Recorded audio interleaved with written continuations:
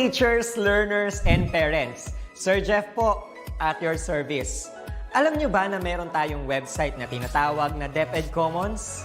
Ang DepEd Commons ay binuo upang gawing accessible ang pagtuturo at pag-aaral dito sa ating bansa gamit lamang ang inyong mga smart devices gaya ng cellphones, tablets at computers. Dito ay maaari nating ma-access ang iba't ibang learning materials mula sa Department of Education.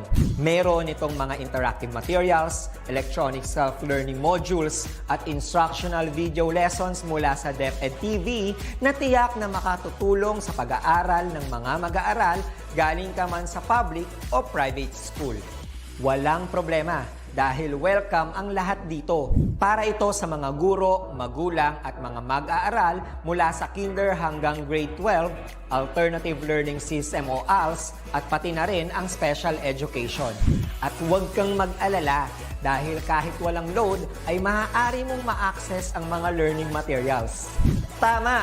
Libre ito. Ang kailangan mo lamang gawin ay i-on ang iyong data at buksan lamang ang iyong browser at i-type ang commons.deped.gov.ph.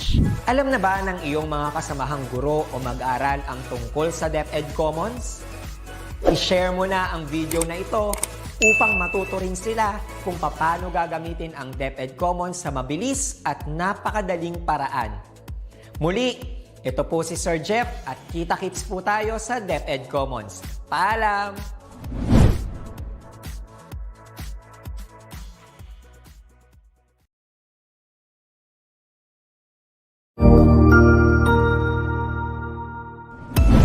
Mabuhay! Isang mapagpalang araw sa ating lahat. Ako ang inyong lingkod, Tutor Madge. Welcome sa ating ETUlay, ang ating libreng online tutorial na hatid ng ating kagawaran ng edukasyon, ICTS EdTech. Ang programang ito ay inaasahang makatutulong at maging karagdagang kaalaman sa mga mag-aaral mula kinder hanggang senior high school, ALS, Alive, at SPED learners. Bukod sa pagsagot ng mga modules, ang ETUlay ay may mga special programs din na siguradong aabangan ninyo araw-araw. Katuwang ang ating mga minamahal na mga magulang at guro ay maitutulay natin ang pagkatuto. Kaya, ihanda na ang inyong module, lapis, papel o kwaderno. Ihanda rin ang isip, mata at tenga sa isa na namang makabuluhang aralin. Tayo nang matuto kasama ang inyong volunteer online tutor sa oras na ito.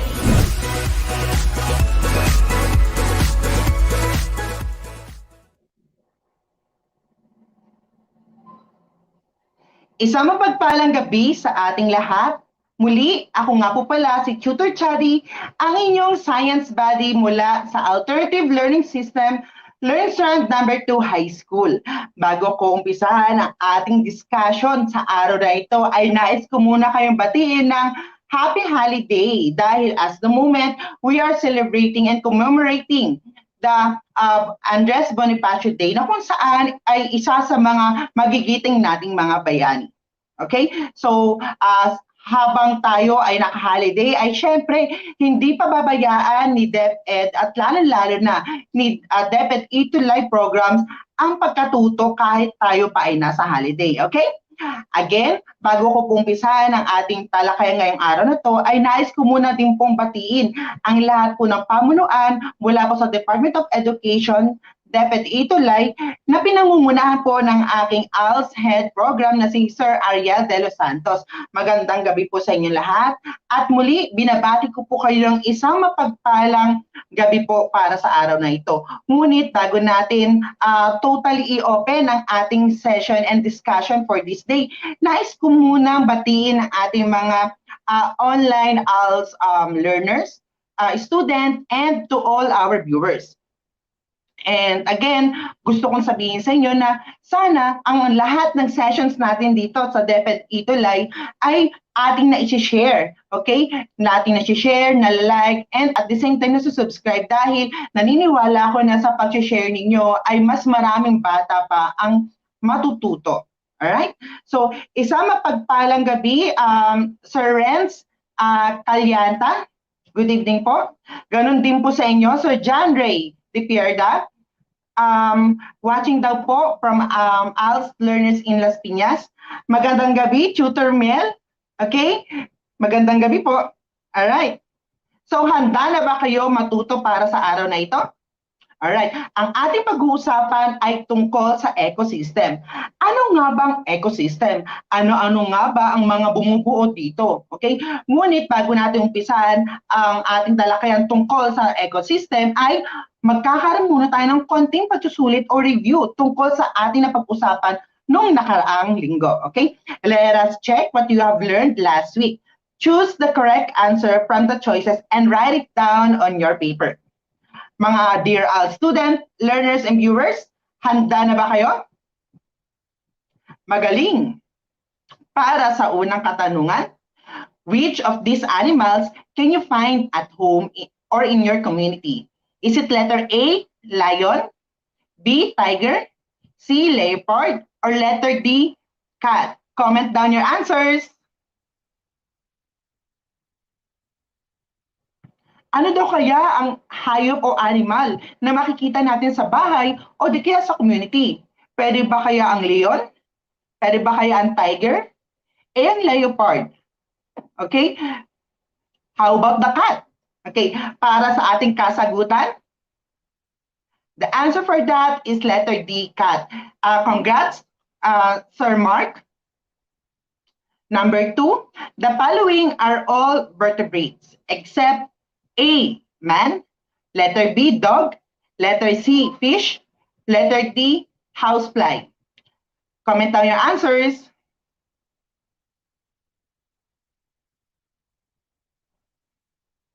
Magaling! Thank you so much sa lahat ng mga viewers natin na nanonood all over the Philippines. Again, my dear all student, learners, and viewers, don't forget to share our session for today, okay? Naniniwala ako na sa pag-share ninyo ay mas marami kayong matutulungan at mas maraming bata ang matututo. Alright, number 2, ano kaya ang ating kasagutan? The following are all vertebrates except, very good, the answer for that is letter D. Lahat ng nabanggit, ang man, ang dog, ang fish, ay kinukonsider natin to be vertebrates dahil may mga backbone sila. Ngunit pagdating sa ating housefly, it is considered an insect, therefore kasama siya sa ating invertebrates. Magaling. We have number 3. Fishes thrive in an aquatic habitat. Where can you not find the fishes?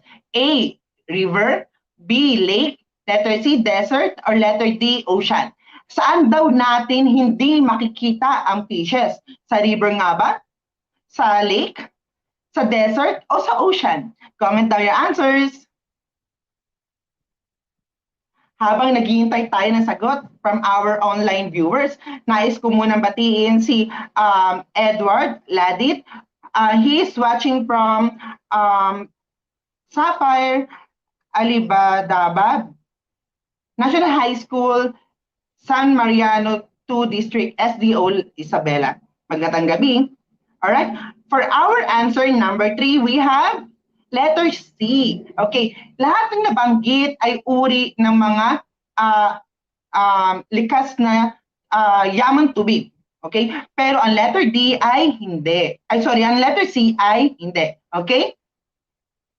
So, para umpisahan ang ating discussion para sa ecosystem, nais ko munang banggitin ang ating objective para sa gabing ito. By the end of the lesson, the ALS learners will be able to, number 1, explain what an ecosystem is, and number 2, identify the components of an ecosystem. So, handa na ba kayo, my dear ALS learners, viewers, and students? Tara na't ating alamin ang mundo ng ecosystem at kung ano-ano ba ang mga components na naririto. Okay? What is an ecosystem? Okay, the word ecosystem is split into 2 parts. The first one is ecological and the second one is system. Sa tingin nyo, ano ba ang ecological at ano ba ang isang system? Okay? Ecological refers to the relationship between a living thing and where it lives. So, sir, ano po ba ito? Ibig sabihin, magbigay tayo ng isang halimbawa. Halimbawa na lang ang isang unggoy. Ang isang unggoy ay nakatira sa isang puno para maprotektahan niya ang sarili niya sa mga predators sa ilalim ng puno. At itong puno naman ay nakalagay o nakatira o nandoon sa hanay ng ating kagubatan. So, ano sir ang ibig sabihin po yun? Ang ibig sabihin yun, ang unggoy ay nakatira sa puno at itong puno ay madalas nating nakikita sa kagubatan dahil mas maraming sources ng food ang pwedeng makuha ng ating unggoy. Okay? That is ecological. Okay? Number 2. System. Ano naman kaya ang system? It refers to something that you do over and over again. Okay? So sir, ano naman po ito? Katulad na lang ito ng paggising natin mga dear us, student, learners, and viewers. Okay? Tatandaan niyo na sa araw-araw na ginagawa natin, tayo ay nagigising. Okay? Tayo ay kumakain. Pagdating ng tanghalian, tayo ay nagbubuklat ng mga libro at modules natin para pag-aralan. At sa gabi, kakain na naman at paulit-ulit itong nangyayari. At itong mga bagay na to ay kapag nag-uulit-ulit all over and over again, ay automatic, this is already what you call system. Okay? So ano nga ba ang ecosystem? Ecosystem is made up of a community of organisms that are in constant interaction with their environment. Ibig sabihin, ang ecosystem ay binubuo ng mga organismo na kung saan nagkakaroon ng interaction sa bawat isa sa iisang community. Are we clear? That is ecosystem. Okay? Thank you so much. So, tignan nga natin muli ang ating mga live viewers. Okay? Kapangpangan Abigail, hello. Magandang gabi sa inyo. Ganon din sa iyo, Shechelle, Maiden Soft. Ganon din po kay Crystal Pecante, Mia, and Rexy Villasin. Again, magandang gabi po sa inyo lahat and to all our viewers. So, this time, pag-usapan na natin ang components ng isang ecosystem. By the way, meron tayong dalawang components ng ecosystem. We have the biotic component or biotic environment, and we have a biotic component or abiotic environment. Ngunit, bago natin totally pag-usapan yan, ay nais ko muna sa inyong i-discuss yung mga living organisms na kung saan ay pwedeng ma-divide into smaller groups. We have species. Species is a group of organisms that can and normally do produce offspring that are capable of reproducing. We humans belong to the species Homo sapiens. Pag sinabi natin species, these are the living organism na kung saan ay may kakayahan gumawa ng isa pang individual o may kakayahan magkaroon ng reproduction para makopya nila ang mga sarili nila o ang tinatawag natin na individual. That is species. Okay? We have habitat. Habitat is a place where species live and grow. Normally, living organism can live in terrestrial habitat and aquatic habitat. Pag sinabi naman natin habitat, ito ay yung lugar na kung saan nanunuluyan, nakatira, at namumuhay ang ating mga living organisms, katulad nating mga tao. Okay, usually, meron tayong dalawang kino-consider na habitat. Okay, we have the terrestrial and we have the aquatic. Sir, ano po ba pag sinabing terrestrial? Pag sinabing terrestrial, ito ay isang habitat na kung saan ay madalas natin nakikita sa kalupaan o naninirahan sila sa kalupaan. Katulad ng mga tayong mga tao, mga hayop na nakikita sa kalupaan, katulad ng manok, kalabaw, at kung ano-ano pa. Pag sinabi naman nating aquatic habitat, ito naman ay isang tirahan, okay? Na kung saan ang mga nakatira dito ay nakikita natin sa mga iba't ibang likas o yaman tubig, okay? Katulad ng mga isda, katulad ng mga lobster, katulad ng mga shrimp, at kung ano-ano pa. So, naintindihan na ba ang habitat? Again, ang habitat is a place where species live and grow. Ito ay ang tirahan ng mga living organisms sa iisang lugar. Niche. Niche is a role or function of species in its habitat. Katulad na lamang ng snail or janitor fish in an aquarium, Okay, pag sinabing niche, ito yung role natin, ito yung work natin, ito yung function natin bilang isang individual or organism or species na nakatira sa iisang lugar. Katulad na lamang ng mga snail or janitor fish sa isang aquarium. Sa tingin ninyo, my dear LS student, learners, and viewers, ano nga ba ang trabaho ng snail at saka janitor fish sa isang aquarium? Diba? Kung mapapansin natin na ang mga snail at saka janitor fish is sila yung kumakain ng mga dumi na galing sa iba't ibang organisms sa ilalim ng tubig o sa loob ng isang aquarium. So ang nangyayari is sila ang kumakain ng mga yun. Actually, ayoko gamitin yung salitang naglilinis because sa atin, ang tingin natin, nililinis talaga nila. Pero sa kanila kasi is that yung mga dumi na yun is nagsiserve as their food. So therefore, dahil kinakain nila yung mga duming galing sa ibang species or living organism, ang nangyayari is nagiging malinis yung environment doon sa loob ng ating aquarium. So that is niche. Again, it refers to the role or function or work description ng isang species sa isang lugar. Population is referred to our organisms of the same species that live together and reproduce in a particular area at a given time. Pag sinabi natin population, ito ay ang mga organismo na nakatira sa isang lugar at magkakapareha. Sir, pakibigyan nga po ako ng example or halimbawa. For example, tayong mga tao. Ang number ng mga tao sa Pilipinas, example lang, ay higit kumulang 10 million.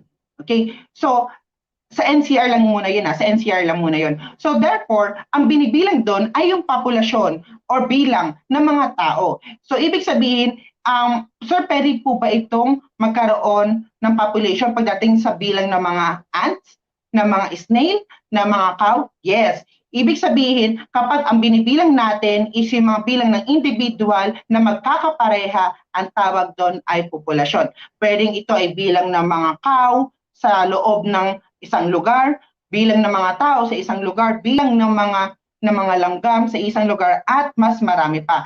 Basta sila ay magkakapareho, okay? We can consider them to be in a population. Okay? Community. Community are groups of different populations that live together in the same area and depend on each other for food. Pag sinabi natin community, ito naman ay grupo ng mga populations na nakatira na sa isang lugar. At kapag sila ay nakatira na sa isang lugar, therefore, ang tawag din natin sa kanila ay community. Sir, bigyan niyo nga po ako ng example. For example, ang bilang sa loob ng NCR, okay, NCR pag-usapan natin sa NCR makikita natin na may mga tao dyan. Tama ba? So, ang mga tao na yon is one population. Makikita rin natin, for example, na may mga pets, katulad ng dog, ng cat. Ang mga bilang yon ay iba sa bilang ng mga taong nakatira sa NCR. So, therefore, pag pinagsama-sama natin yon, we can consider that to be a community. Again, ang community are groups of different populations that live together in the same area. Okay? So, itong picture or illustration na pinapakita natin ay pagpapaliwanag ng mga different levels in an ecosystem.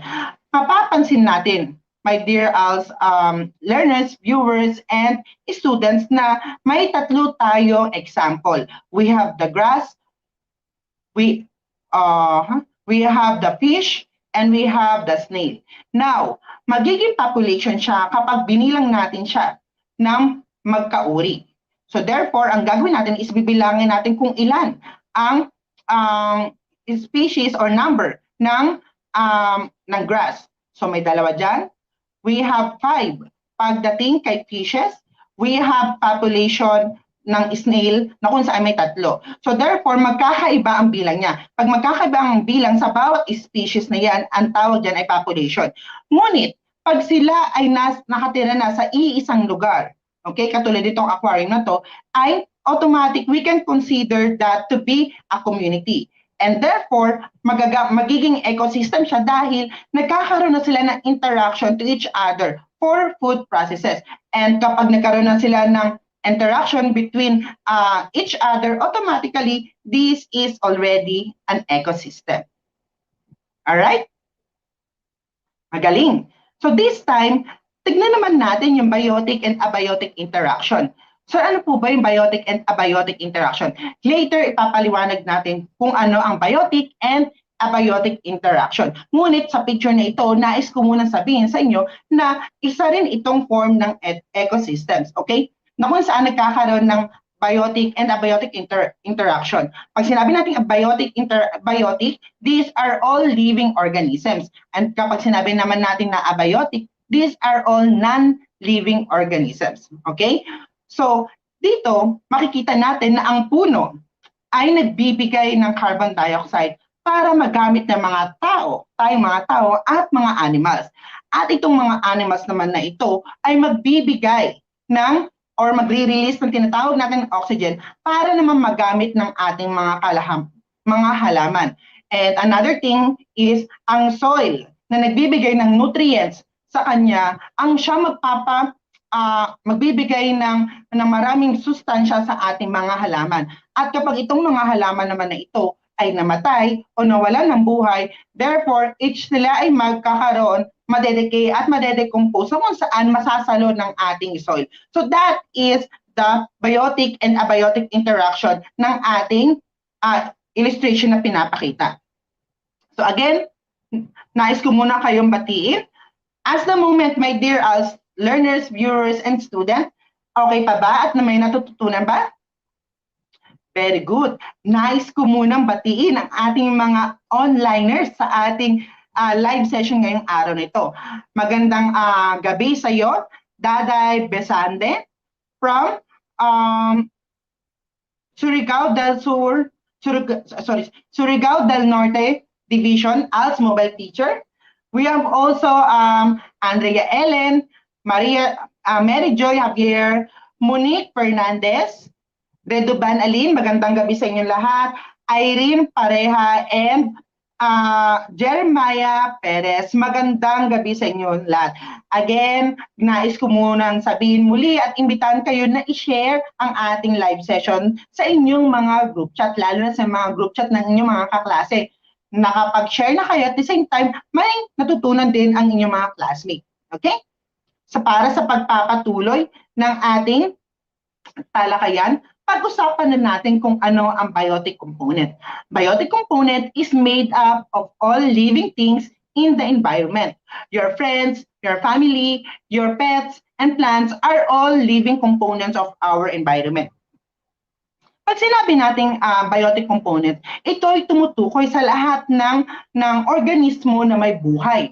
Pwedeng ito ay animals, pwedeng ito ay mga plants or halaman, at tayong mga tao. Okay? We are all considered to be living organisms. Again, pag sinabing biotic components, ito ay tumutukoy sa lahat ng ating mga members ng environment na may buhay, or it is made up of all living things in the environment. The biotic components are classified as follows. We have the producers, consumers, and decomposers.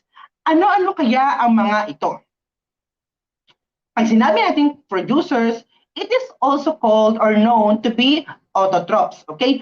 Plants are producers. This is because they produce energy for the ecosystem. They are mostly green plants that make food for simple substances like air, water, and light energy. Pag sinabi natin producers or also known as autotrophs, ito ay tumutukoy sa ating mga kahalamanan, okay? Sa mga plants natin. Sir, bakit po? Dahil the only living organisms dito sa ating mundo na kaya makapag-produce ng sarili nilang pagkain is ang ating mga halaman. They have a what you call process na tinatawag na photosynthesis. The photosynthesis is the process of food making ng ating tinatawag na halaman. Ang mga halaman kasi, so ano po pa pinagkaiba ng mga halaman sa mga iba pang living organism?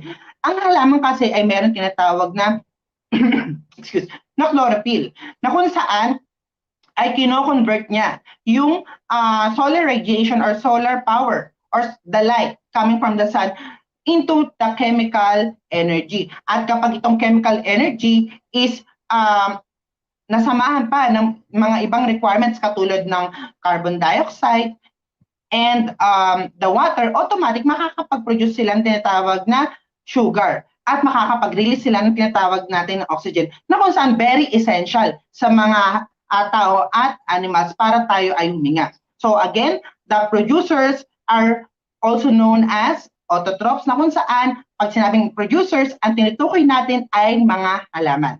Okay? Consumers. Consumers are also known as heterotrophs. They are the macro consumers, large or big consumers in our ecosystem. These are the animals that feed on plant and other animals. So, meron tayong herbivores, carnivores, and omnivores. Pag sinabi natin consumers, my dear student, learners, and viewers, ito ay tinatawag natin na heterotrophs.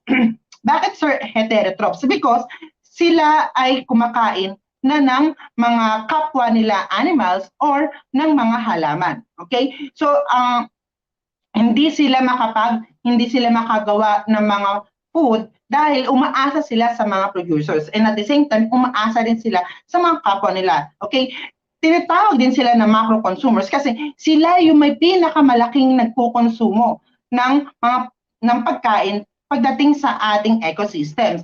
Meron tayong tatlong uri ng consumers. We have the herbivore, carnivore, and omnivores. Ano-ano ba ang mga ito? Excuse me. Pag sinabi natin herbivores, these are the animals that eat only plants, okay? Katulad ng carabao, cows, goat, and elephants. Pag sinabi natin herbivores, these are the animals na walang ibang kinakain kundi mga halaman lamang. Katulad ng mga carabao at rabbit. Meron din dyan kasama ang mga kambing, mga kabayo, okay? Ano pa ba ang mga animals or hayop na naisip mo na kumakain lang ng purong halaman? Okay, so pag ito ay naisip mo na ito ay kumakain lamang ng halaman, ang tawag sa kanila ay herbivores. Carnivores, animals that eat other animals, are what you call carnivores. Katulad na lang ng tigers, lions, leopards, snakes, and hawks. These are all carnivores. Pag sinabi natin carnivores, ito naman yung mga species or living organism na kung saan hindi sila marunong kumain ng ng mga halaman. Nakadepende ang pagkain nila sa kapwa nila animals. Okay? Ano-ano ba yung mga hype na naiisip natin na kumakain ng kapwa nila animals? Okay? Nandiyan ang tiger, nandiyan ang crocodile, nandiyan ang snake, di ba? Nandiyan ang águila or eagle, at kung ano-ano pa. Basta kapag ang hayop ay kumakain ng kapwa nila hayop or mga karne, well, automatically, these are all carnivores. Okay? This time, meron tayong tinatawag naman na omnivores. Okay? Animals that eat both plant and other animals are called omnivores. Katulad na lang ng rats, chicken, tayong mga humans are considered to be omnivores. Pag sinabi natin omnivores, again, these are the living organisms na kung saan kaya nilang kumain ng tinatawag natin na halaman or mga gulay, prutas, and everything. And at the same time, kaya din nilang kumain ng mga animals katulad ng mga karne ng baboy o di kaya kapwa nila hayop. Tayong mga humans are considered to be omnivores dahil kumakain tayo ng mga prutas, kumakain tayo ng mga gulay, and at the same time ay marunong din tayong kumain ng mga meats, katulad na lang ng sa pork, okay, ng sa chicken, sa beef, even the fishes, okay? So therefore, tayong mga tao ay considered to be omnivores. Alright? May natututunan ba? Alright. So last component ng abiotic ay ng biotic is the decomposers, or also known as saprophytes. They are the micro-consumers, o ito yung mga species na hindi ganun kumakain ng maramihan pagdating sa ating ecosystem, o ito yung pinaka-least na nagkukonsumo ng food sa ating ecosystems. These are the bacteria and fungi such as molds. They break down the complex compounds in the tissues of dead plants and animals. Pag sinabi naman nating decomposers, these are the living organisms na kung saan ay tineturn nila ang lahat ng mga living organisms kapag sila ay namatay into tiny particles, okay? Na kung saan ay nagagamit ng ibang pang sources katulad ng mga halaman. So therefore, sila yung parang grind ng ating mga namamatay na living organisms. Okay? Alright. So this time, pag-usapan naman natin yung abiotic components. Abiotic components is made up of all non-living things in the environment. Katulad na lang ng buildings, parks, churches, roads, gardens, and the community center are all part of the what you call abiotic environment or abiotic components. So, pag sinabi natin abiotic components, ito naman ay tumutukoy sa lahat ng mga non-living things dito sa ating environment. Ano-ano ba ang mga walang buhay na makikita natin sa environment natin? Okay? Nandiyan yung mga buildings, yung mga parks, di ba? Yung mga churches, even minsan dinadaanan natin are considered to be abiotic components. Pero later, mas may maibibigay ako sa inyong information para mas malaman natin kung ano pa ang ibang components ng abiotic. Dahil they are very essential talaga sa ating pamumuhay araw-araw. So, abiotic or non-living components include light, water, air, and temperature. Ibig sabihin, hindi lang pala mga buildings, hindi lang pala mga roads, churches, mga structure, mga iba't ibang klaseng structure dito sa ating lugar. Kundi kasama din dyan ang mga light, water, air, and temperature. These factors determine the growth and survival of organisms. They limit or control the populations and stimulate organisms to adapt to their environment. So, light or solar energy. One of the most important roles of light energy from the sun is in the production of food by plant. The food making process is called photosynthesis. Kanina, napaliwanag natin doon sa producers na meron tayong tinatawag na process called photosynthesis.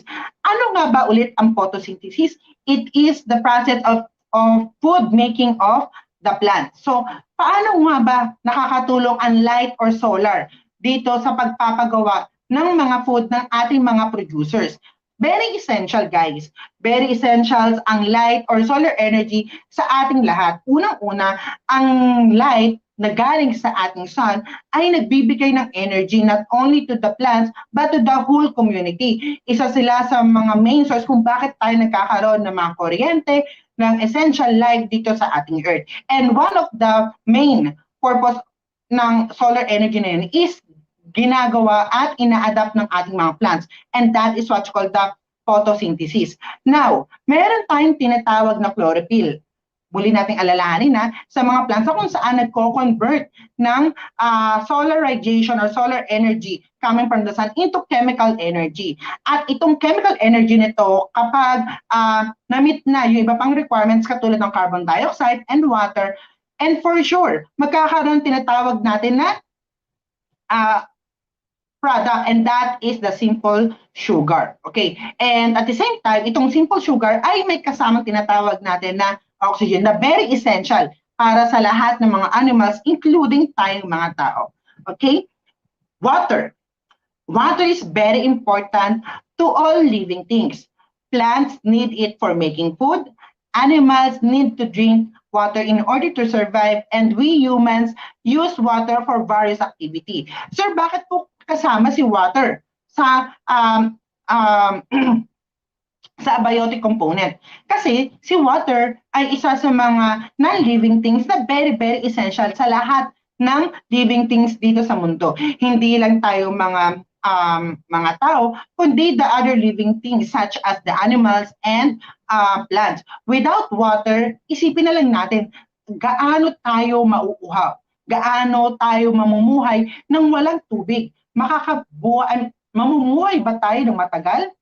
Di ba hindi? So, that is one of the very essential necessity natin sa ating buhay. And that is part of the abiotic component. Air. Air is a mixture of gases. kung mapapansin natin dito, my dear learners, viewers, and student, yung ating illustration, mapapansin natin na meron tayong graph dyan, or pie graph should I say. Ito ay ang components ng ating air.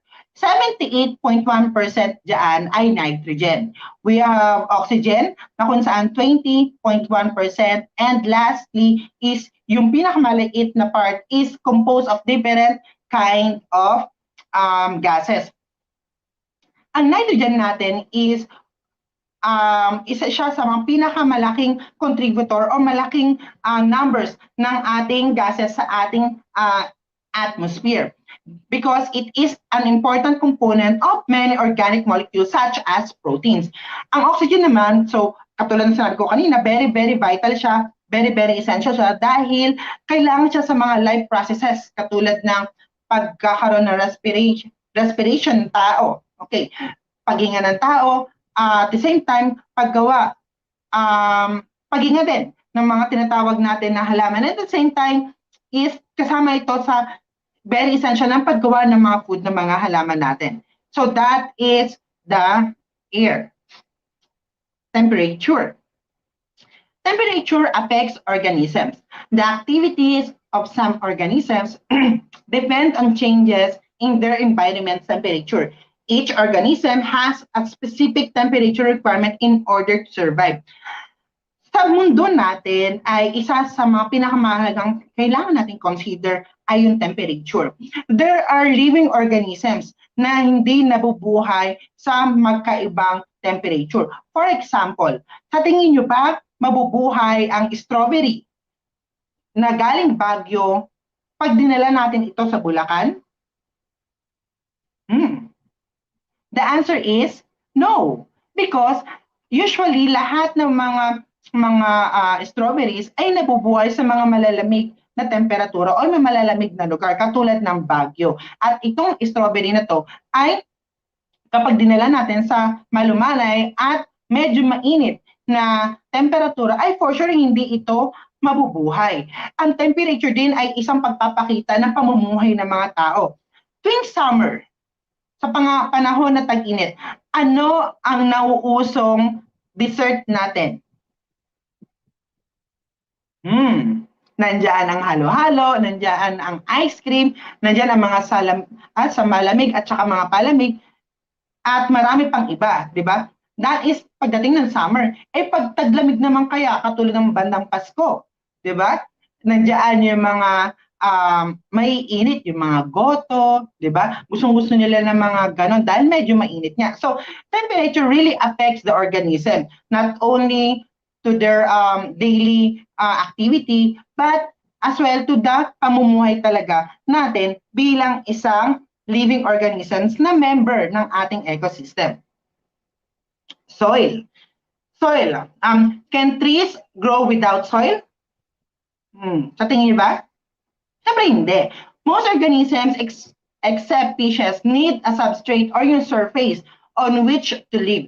Soil provides a substrate for most of these organisms. It contains minerals, nutrients, and organic materials needed to support life. Pag sinabi natin soil, ay automatically, syempre unang maapektuhan doon is the plants. Okay? So, pag wala ang soil, automatically ay hindi magkakaroon ng pamumuhay ng plants dito sa ating mundo. And at the same time, kung meron mabuhay, ay for sure ay very little lang.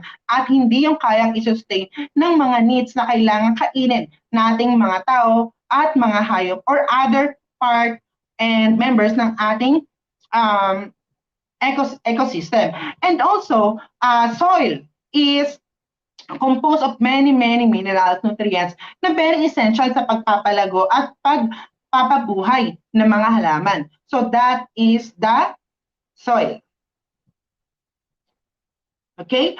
Bago tayo magpatuloy sa ating activity na aking inihanda, konting pagsusulit lamang ito, my dear student, learners, and viewers.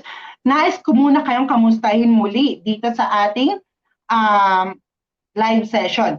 Kamusta kayong lahat? Kayo ba as the moment ay nakakapamuhay na ng normal?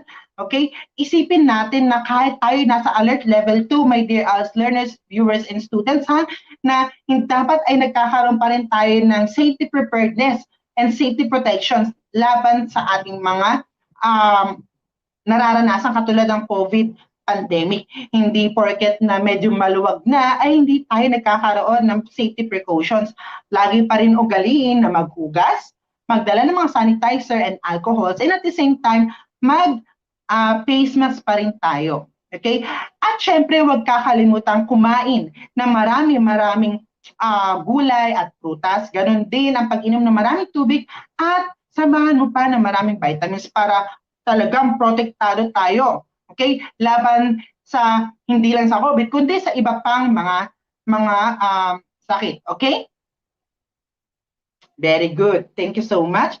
Natutuwa ako at ang dami-dami nating viewers, ang dami-dami nating nanonood as the moment. Again, hindi ko na po kayo isa-isahin. Thank you so much for watching. Okay, this time naman ay atin nang sasagutan ang aking inihandang pagsusulit. Okay, let us check what you have learned this day. Choose the correct answer from the choices and write it down in your paper. Are you ready? Magaling.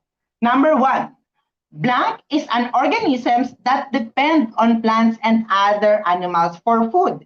Is it letter A, herbivores, letter B, carnivores, letter C, omnivores? Comment down your answers.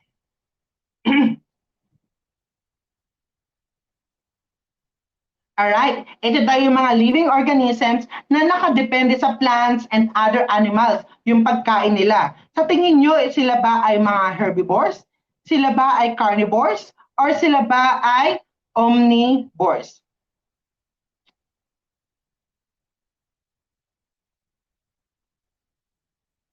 Alright, let us check. The answer for that is letter C, omnivores. Very good.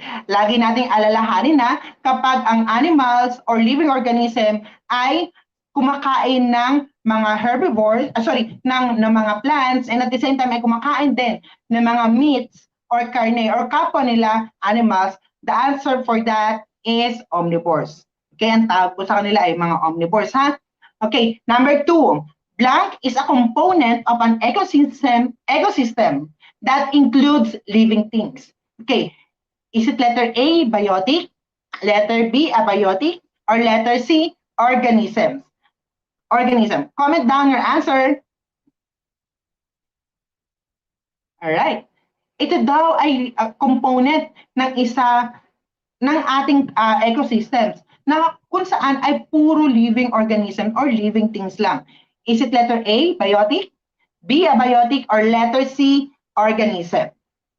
Alright, thank you so much. Ang dami ko nakikitang tamang sagot. The answer for that is letter A, biotic. Very good. Okay. Sorry. Guys, ispill ko na yung sagot for number 3. Nagkamali lang si Teacher Chadi, nalagay na number, pero that is number 3. Blank is component of an ecosystem that includes the living things. Kung kanina, living things pinag-usapan natin, that is biotic. This time, pag non-living things, that is abiotic. Alright. Nagkamali siya, my dear students. Sorry for that. Blank refers to all populations occupying in an given area. Okay. Habitat ba to? Community? Or letter C, population? Ito daw ay tumutukoy sa lahat ng populations na nakatira sa iisang lugar. Okay, comment down your answers. Ito ba ay habitat, community, or population? Let us check. The answer for that is community. Again, pag sinabing habitat, ito ay yung tirahan ng ating mga living organisms. Kasama tayong mga tao. Ito pag sinabi naman natin na population, ito ay tumutukoy sa mga number ng nakatira sa isang lugar na may kaparehong uri. Katulad ng mga tao, tapos hiwalay na bilang ng mga baka o karabaw, at kung ano-ano pa. Ngunit, kapag itong mga population na ito ay pinagsama-sama sa iisang lugar or nakatira na sa isang lugar, therefore, ang tawag na sa kanila ay community. A group of organisms of the same species living in a certain area at a given time. Oh, nabanggit ko na to. Is it letter A, habitat, B, community, or letter C, population? Comment down your answers.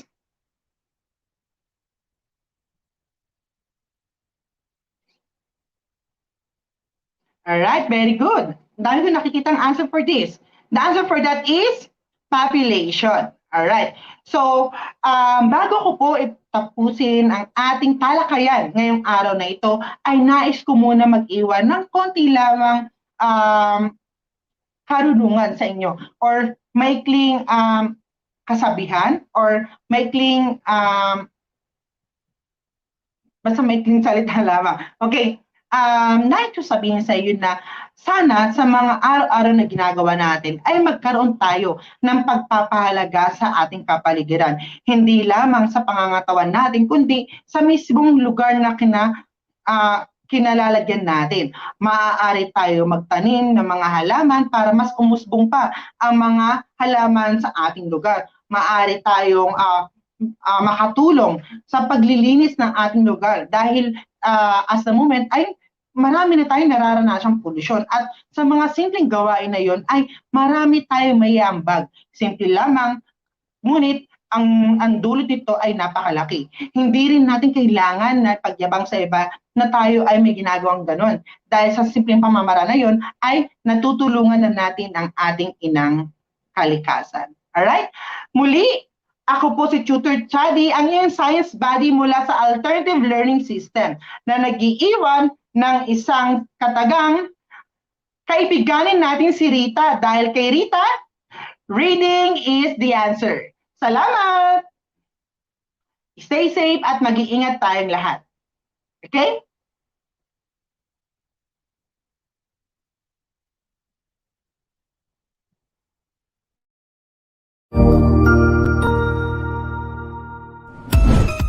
Ang bilis ng oras, no? Natapos na naman ang ating ETUlay online tutorial sa araw na ito. Ikaw ba ay may mga bagong natutuhan? Kung opo, abangan bukas ang ating mga kaabang-abang na ETUlay program. Gamitin ang hashtag ETUlay Level Up. Kita-kits bukas!